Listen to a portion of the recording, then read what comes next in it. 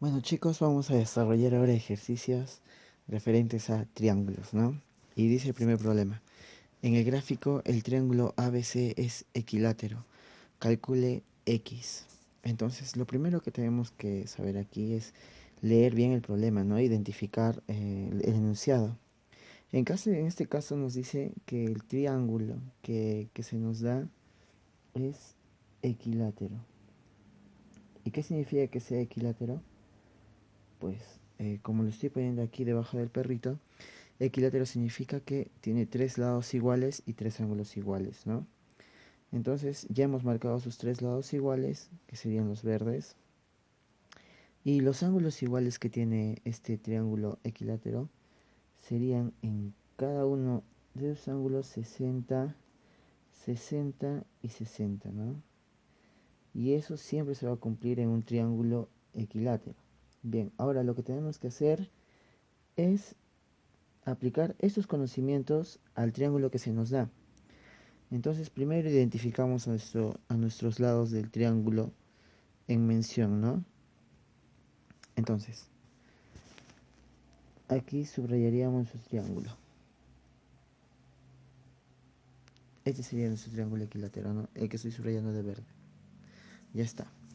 Y sabemos como triángulo equilátero que es que las medidas de sus ángulos nos van a dar 60 grados cada uno, ¿no? Entonces este ángulo de aquí que estoy pintando va a medir 60 grados. Este ángulo que estoy pintando en la parte superior también va a medir 60 grados. Y esta parte que estoy pintando aquí abajo también va a medir 60 grados. Pero si nos damos cuenta, aquí ya tenemos una partecita, ¿no? Ya vemos que la parte de abajo mide X y no sabemos cuánto mide la parte de arriba. Entonces para eso tenemos que ver otro triángulo. Vamos a ver un triángulo más pequeñito. ¿Cómo así? Vamos a subrayar ahora el triángulo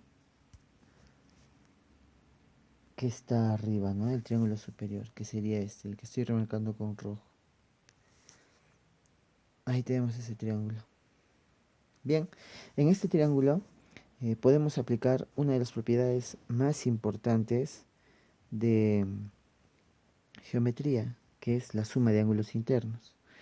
¿Cómo así? Cuando tú tienes un triángulo, el que sea, la propiedad dice que la suma de los ángulos internos de este triángulo, es decir, el ángulo alfa más el ángulo beta más el ángulo teta, la suma de esos tres ángulos siempre te van a dar 180. O sea, la suma de los ángulos internos de un triángulo siempre nos da 180. Eso es lo que vamos a hacer ahí. Si nosotros nos damos cuenta, ya tenemos 60 y ya tenemos 80. Y nos faltaría este ángulo de aquí. Entonces diríamos que 60 grados más 80 grados más el ángulo que no conocemos, todo nos va a dar 180 grados. Aquí sumamos, sería 140 más el ángulo que no conocemos igual a 180. Por lo tanto, el ángulo que no conocemos sería 40 grados, ¿no? Entonces lo reemplazaríamos. Este ángulo mide 40 grados.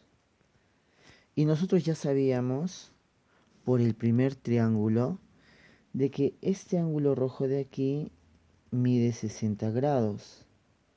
Y ese triángulo está formado a su vez, si nos damos cuenta, tanto por el ángulo X como 40, la suma de ambos.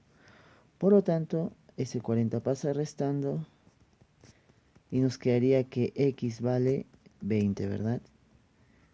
Y ese sería el valor de nuestra respuesta.